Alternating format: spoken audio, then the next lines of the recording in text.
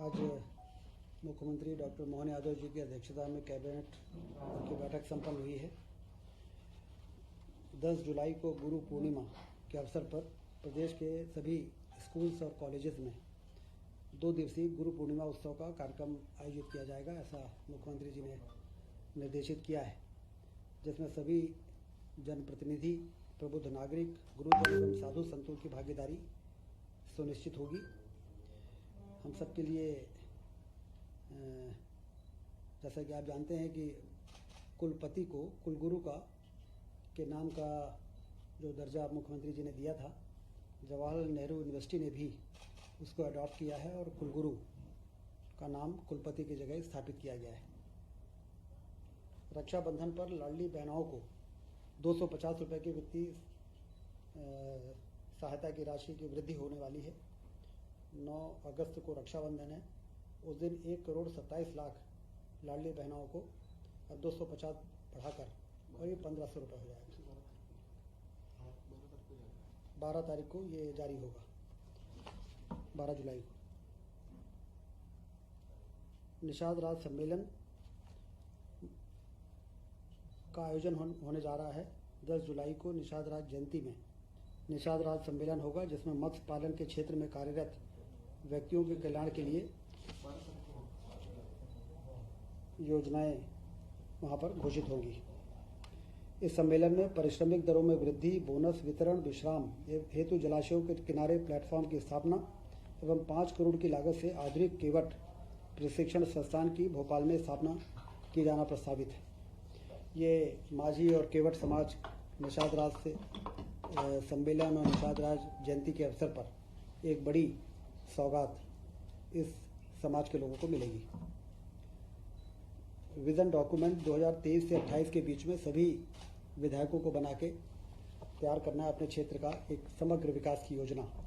उसमें प्रभारी मंत्री अपने प्रभार जिलों में जाएंगे और विधायकों के साथ बैठक करके उनसे चर्चा करके और उनके सभी के विजन डॉक्यूमेंट बन जाएं और उस विजन डॉक्यूमेंट के आधार पर आने वाले अनुपूरक बजट में बजट का प्रावधान हो सके, जिससे विकास के काम जो चल रहे हैं वो लगातार चलते रहें। 2028 में सारा विजन एक तरीके से कंप्लीट हो सके, ऐसा मुख्यमंत्री जी ने निर्देशित किया है। लुधियाना में मध्य प्रदेश में निवेश के अवसरों पर इंटरैक्टिव सत्र हुआ है 7 जुलाई को। 400 से अधिक उद्योग प्रतिनिधियों ने इसमें हिस्सा लिया। 15,606 करोड़ के निवेश प्रस्ताव प्राप्त हुए हैं। 20,275 से अधिक रोजगार सृजित होने की संभावना है। मुख्यमंत्री जी की विदेश यात्रा प्रस्तावित है 13 से 19 जुलाई, दुबई और स्पेन की। इसमें व्यावसायिक बैठकें होंगी, विभिन्न कंपनियों के साथ 1-to-1 मीटिंग होगी।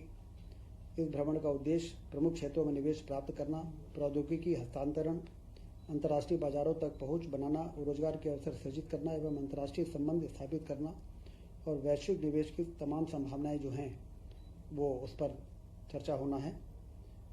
जैसा कि हम सब देख रहे हैं कि डॉक्टर मोहन यादव जी जब से उन्होंने कार्यभार संभाला है, रीजनल इंडस्ट्रियल कॉन्क्लेव से लेके ग्लोबल इन्वेस्टर समिट और अब लगातार इंटरेक्टिव सेशंस, विदेश यात्राओं में जाके और मध्य प्रदेश के ब्रांडिंग करना, मध्य प्रदेश की पोटेंशियल को बताना, इसके बहुत अच्छे परिणाम सामने आ रहे हैं। उसी कड़ी में ये विदेश यात्रा भी काफ़ी लाभदायक साबित होगी। 13 जुलाई से 19 जुलाई, दुबई और स्पेन। BRTS हटने से बहुत अच्छे परिणाम सामने आए हैं। भोपाल जनवरी 2024 में मुख्यमंत्री जी ने BRTS को हटाने का निर्णय लिया था, आम भावनाओं और जो मांग थी, और उसके जो रिजल्ट आए हैं, हादसे में, एक्सीडेंट्स में 51% की कमी आई है और मौत में 70% की कमी आई है। तो कंजेशन के कारण और ट्रैफिक के कारण जो दुर्घटनाएं होती थी, ये एक महत्वपूर्ण सकारात्मक परिणाम कैबिनेट के एजेंडे में अब आया।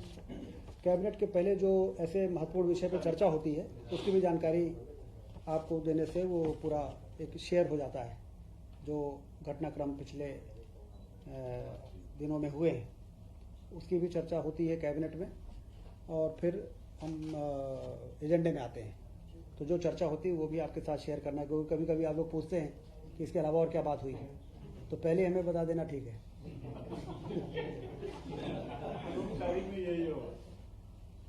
Lake view residency hotel Bhopal को पूरी तरह से उसका रीडेवलपमेंट का प्रस्ताव कैबिनेट में पास हुआ था।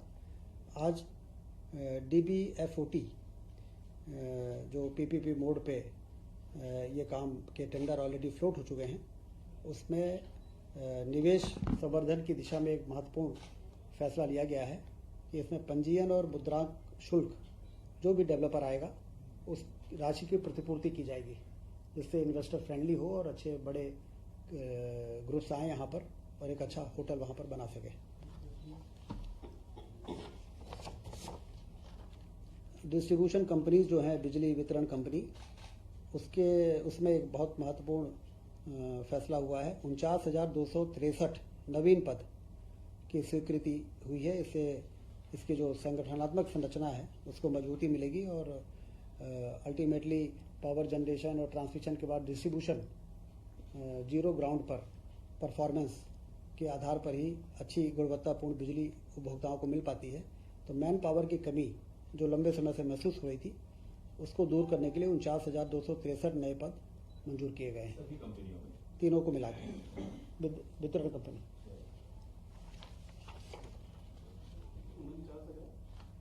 49,263 ये नए पद हैं और अब नियमित पद इनको मिला के 77,298 हो जाएंगे। रेगुलर पद है। और इस बीच में जो कुछ संविदा और आउटसोर्स वाले हैं वो माइनस हो जाएंगे और ये एडिशनल रेगुलर पद आ जाएंगे। प्राइस सपोर्ट स्कीम के अंतर्गत ग्रीष्मकालीन मूंग एवं उड़द उपार्जन हेतु निःशुल्क शासकीय प्रतिपूर्ति, हानि की प्रतिपूर्ति एवं रबी विपणन 2024-25 में लक्ष्य से अधिक उपार्जित ग्रीष्म मूंग की स्वीकृति मिली है, क्योंकि लगभग 20 लाख टन मूंग के उपार्जन की संभावना है और हमें भारत सरकार से 3.51 लाख जो खरीदी की मंजूरी मिली है, उसके लिए कैबिनेट ने ये प्रस्ताव पारित किया है कि केंद्र सरकार को और हम एक पत्र लिखें और 8,57 लाख मैट्रिक टन जो टोटल उपार्जन का 40% होता है, उसकी मंजूरी के लिए केंद्र सरकार को पत्र लिखने का फैसला कैबिनेट में हुआ है।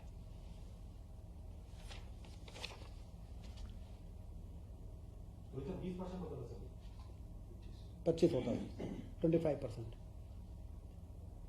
जल संसाधन विभाग के अंतर्गत कृषि सिंचाई जलकर की राशि में ब्याज राशि काफ़ी हो गई थी, शास्ति दंड, वो जलकर की राशि किसान जमा नहीं कर पाए। लगभग 35 लाख किसानों को एक बड़ी राहत, बहुत ही उनको मदद की दृष्टि से उनकी जो दंड राशि है उसको माफ़ करने का फैसला हुआ है। लगभग 84 करोड़ रुपए, 84.17 करोड़ रुपए ये माफ़ किए जाएंगे, जिससे कि ब्याज और दंड राशि, मतलब इंटरेस्ट और फिर वो जो सरकार भरेगी। अब उनको सिर्फ मूल राशि भरना पड़ेगा। तो और 31/3/26 तक ये योजना की रहेगी। एक साल के अंदर सभी किसानों को ये मौका दिया जा रहा है, लगभग 35 लाख किसान हैं कि वो इस योजना का, समझौता योजना का लाभ उठाएंगे और अब उन पर न तो कोई ब्याज और न ब्याज पर दंड पूरी तरह से माफ़ कर दिया जाएगा। एक बड़ी राहत है, 84.17 करोड़ रुपए माफ़ हो रहे हैं। कैनाल का पानी यूज करते हैं, कैनाल का पानी यूज करते हैं, ये पूरी तरह माफ। ब्याज और दंड राशि वो काफ़ी हो जाती है, ऑलमोस्ट डबल है। मार्च 26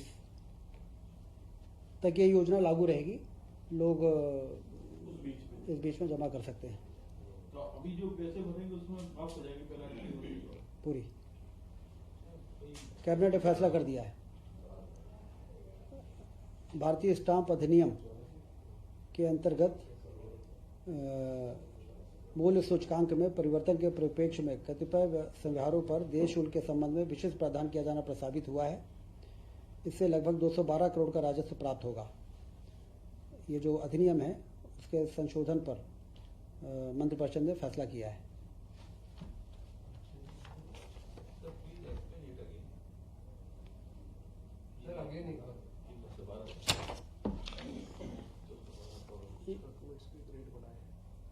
ये भारतीय स्टाम्प अधिनियम में संशोधन विधेयक का कैबिनेट ने अप्रूवल किया है। इससे लगभग 212 करोड़ का राजस्व प्राप्त होगा। इसके मूल सूचकांक में परिवर्तन के परिप्रेक्ष्य में कतिपय समव्यवहारों पर देश शुल्क के संबंध में विशेष प्रावधान किया जाना प्रस्तावित है। अब ये डिटेल जब आएगा तो आपको और एक्सप्लेन किया जाएगा। धरती आबा जनजाति ग्राम उत्कर्ष अभियान ये महत्वाकांक्षी योजना है। जनजाति क्षेत्र में प्रधानमंत्री जी ने जनजाति क्षेत्रों के विकास के लिए जनमन योजना, धरती आबा जनजाति ग्राम उत्कर्ष अभियान, इस प्रकार के जो कार्यक्रम जिसमें कि इंफ्रास्ट्रक्चर से लेके और तमाम बुनियादी सुविधाएं एक विशेष अभियान के अंतर्गत इन क्षेत्रों में पहुंचाई जा सके, उस दिशा में 66 नवीन आंगनबाड़ी केंद्रों की स्वीकृति, संचालन पद की स्वीकृति एवं आंगनबाड़ी केंद्र भवनों के निर्माण का ये जो प्रस्ताव था वो मंजूर हुआ है। 2025-26 से 2028-29 तक इस योजना अवधि में 19.91 करोड़ का व्यय अनुमानित है। इसमें केंद्र की राशि होगी 10.45 करोड़ और राज्य की होगी 9.46 करोड़। ये आंगनबाड़ी केंद्र और उसके में जो आंगनबाड़ी कार्यकर्ता, सहायिका और पर्यवेक्षक के जो पद होते हैं वो मंजूर हुए हैं।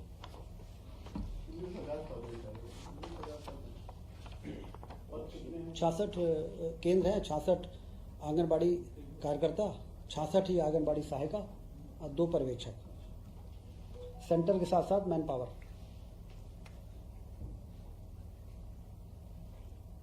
कैंपा का जो फंड होता है, जो हमारी वन भूमि डाइवर्ट होती है, तो उस भूमि के डाइवर्जन की जो राशि होती है वो कैंपा फंड में जाती है भारत सरकार, और वे भारत सरकार से संबंधित राज्यों को वापस आती है। तो 1478.38 करोड़ के उपयोग की स्वीकृति, जो कैंपा का फंड हमारे हिस्से का हमको मिला है, उसके उपयोग की स्वीकृति आज कैबिनेट ने दी है, जिसमें विभिन्न प्रकार के काम होंगे। वृक्षारोपण, लैंडस्केप के आधार पर बिगड़े वनों का सुधार, नदियों के पुनर्जीवन, जल ग्रहण क्षेत्र के वनीकरण, मृदा एवं जल संरक्षण के कार्य, ग्रामीणों की आजीविका, ग्रामों की सीमा से लगे वन क्षेत्रों में बांस प्रजाति सहित वृक्षारोपण, वन्य प्राणी संरक्षित क्षेत्र के गांवों में स्वैच्छिक विस्थापन, बफर क्षेत्र सहित संरक्षित क्षेत्रों में रहवास का विकास, नगर वनों की स्थापना, वन एवं वन्य प्राणी संबंधी अधोसंरचना सुदृढ़ीकरण एवं ग्रामीणों की क्षमता विकास, ये सारे कार्य हैं जो ऑलरेडी उसमें नोटिफाइड होते हैं। कैंपा की राशि केंद्र सरकार से प्राप्त करने में राज्य शासन ने सफलता प्राप्त की है और कार्यों का अनुमोदन भी करा लिया है। सर ये अमाउंट कैसे बता देंगे कैंपा? 1478.38 करोड़ ये वार्षिक कार्य योजना में ये राशि हमको मिली है, जो हमारी ही राशि हमारे ही वन क्षेत्र के डाइवर्जन के बाद जो होती है उसको समय समय पे हम उसको प्राप्त करते हैं और उस पर फिर वन क्षेत्र के सुधार में अन्य कार्यों में लगाते हैं।